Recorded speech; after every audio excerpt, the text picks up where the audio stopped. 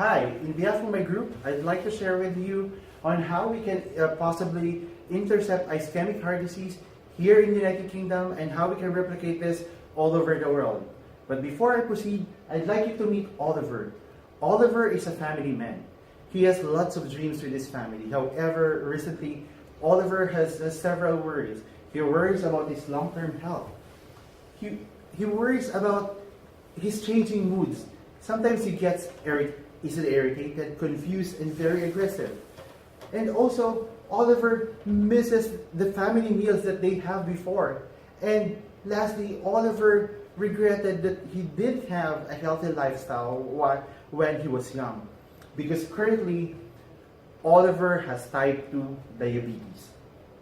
But Oliver is not alone.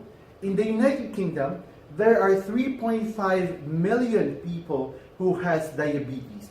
And 90% of them have type 2 diabetes. And if you have type 2 diabetes, you have thrice the risk of developing heart disease in the future. And the sad thing is, 48% of these people die from heart disease. And in terms of the cost, it is very high to treat a person with diabetes and heart disease versus a person with heart disease alone.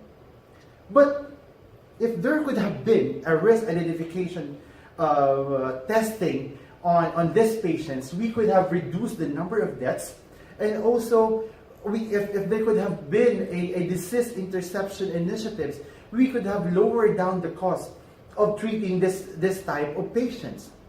So, the goal of this project is to intercept ischemic heart disease through risk identification testing and provide the right nourishment for people, for the type 2 diabetic population. How are we going to do that? We're going to do that in 4 easy and simple steps. Step 1, we will detect the risk. Step 2, we will intercept the disease.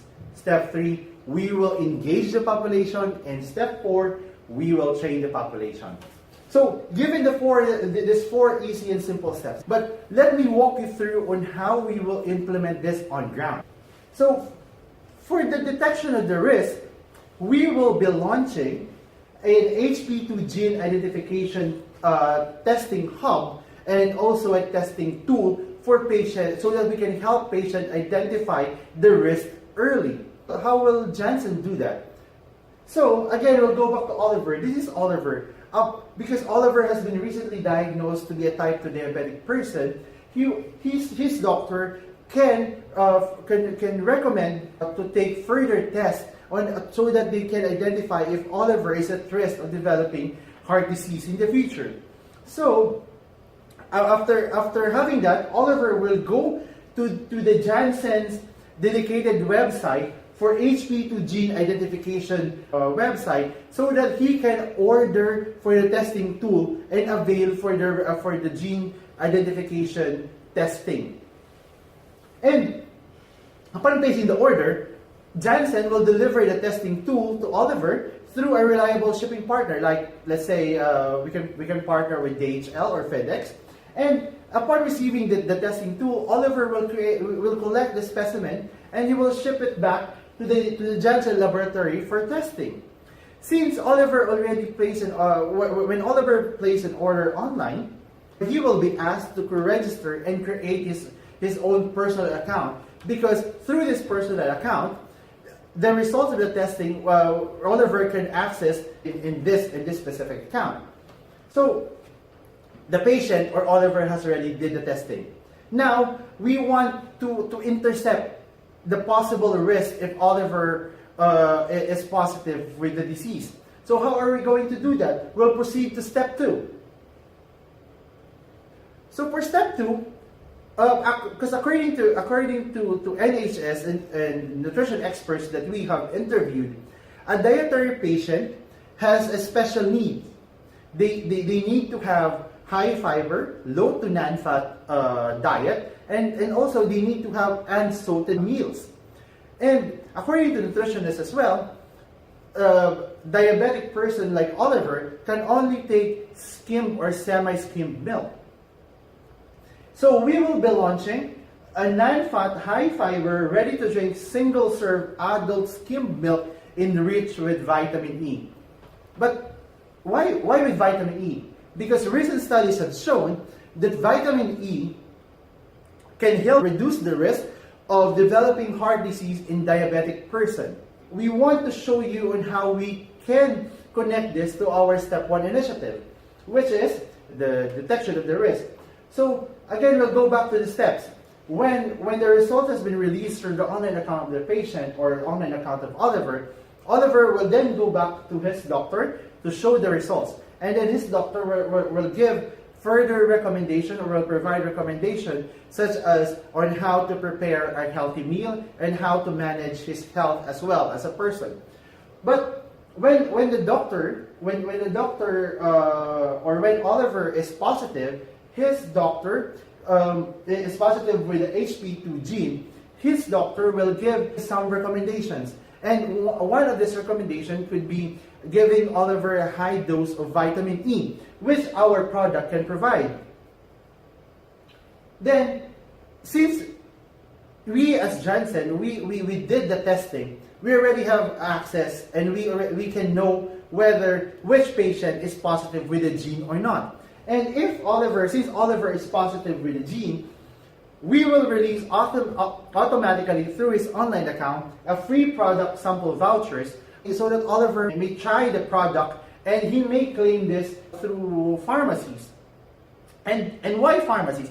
Because based on our patient survey, the pharmacy is where these patients go to buy the medicine. We want to position our product as a nutrition product. So pharmacy as a channel is very suited for this proposition. Since Janssen is one of the top pharmaceutical companies here in the UK, they have higher bargaining power with this channel versus other channels in the UK. So we already have the product, we already have the diagnostic center. Now we will show you on how to engage this patient. On how we can inform them with this new concept. So we will do that through an integrated medical and consumer marketing campaign. Yes, there are two legs of our marketing campaign. First, our medical marketing. We will make use of doctors as one of our channels of communication through medical detailing and also continuing medical education activities such as roundtables discussions and conferences, so that in return they can convey the message on the importance of disease interception and the importance of the product in this concept to their patient. And second, we will inform also our patients through consumer marketing. We will use different platforms such as social media, PR, and print so that we would create product awareness and disease interception awareness to our patient. And lastly, we want this project to be sustainable. Since this is a new concept, there might be resistance. So how are we going to make this a sustainable one? How are we going to make this to create an impact in the society?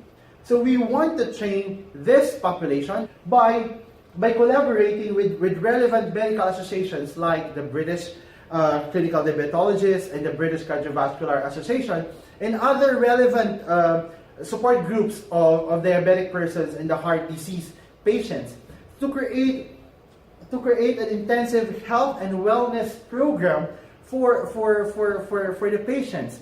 So given the goal that we have in mind, and as well as the 4 easy and simple steps that they have shared, we envision Janssen to have this business model. So Janssen will have the 2 very special products, the diagnostics and as well as the specialized adult milk. And they can market it through medical and consumer marketing so that consumers or patients like Oliver can purchase it through online and pharmacy and other retail channels. And you may have noticed that we are in UK, but we did not top NHS. On the course of our preparation for this project, we did a deep dive analysis on what is the current state of the market here in UK, and we have discovered, according to our NHS subject matter experts and also some of the reports released by the OECD, the health system in the United Kingdom the health system budget has never increased for several years, and they are currently under cost saving initiatives. And also we have discovered in our interviews that only 30% of the new drugs and devices are being carried by NHS due to a very long process to be for accreditation with the NICE, which is NICE is one of the health arm of NHS. So we look at a bigger picture with the 70%, which we can get better business opportunities in this project. So we decided to go a different path. So with that, I would speaking of the opportunities, I'd like to show you the size of this the opportunity of this project. So we already knew on the start of our presentation that there is a 3.5 million diabetic population, type 2 diabetic population in the United Kingdom, and based on the compliance rate from other genomic tests, only 10% is expected to take the test every year. From those 10%, more than 1/3 will be positive. So in 1 year, this is the population we considered who will take the gene testing and will use the product. In year 2, there will be 2 types of population: those that were tested and those who were purchasing just the product. Considering the mortality rates and the 3% growth of diabetic population in the United Kingdom, there will be a new base. There will be a new base in determining the 10% size for year 2, and again, from that size, 36% will be positive with the gene. This will lead to an accumulating effect on the number of consumers continuously purchasing our products every year. And so there will be 2 sources of revenue for this project. One is the test, and the other is from the product. And we have considered some benchmark prices on this computation. For the test, we have £150 for diagnostic test, and a 60% profit margin based on the diagnostic industry standard. And for our product, we considered it for £12 per 14 bottles pack for the milk product, with 30% profit margin based on the consumer product industry standard as well. The product will come in 14 bottles in a pack to promote patients' compliance and convenience. And we have also identified different test scenarios in this project, because we want to give the introductory incentives to our target population.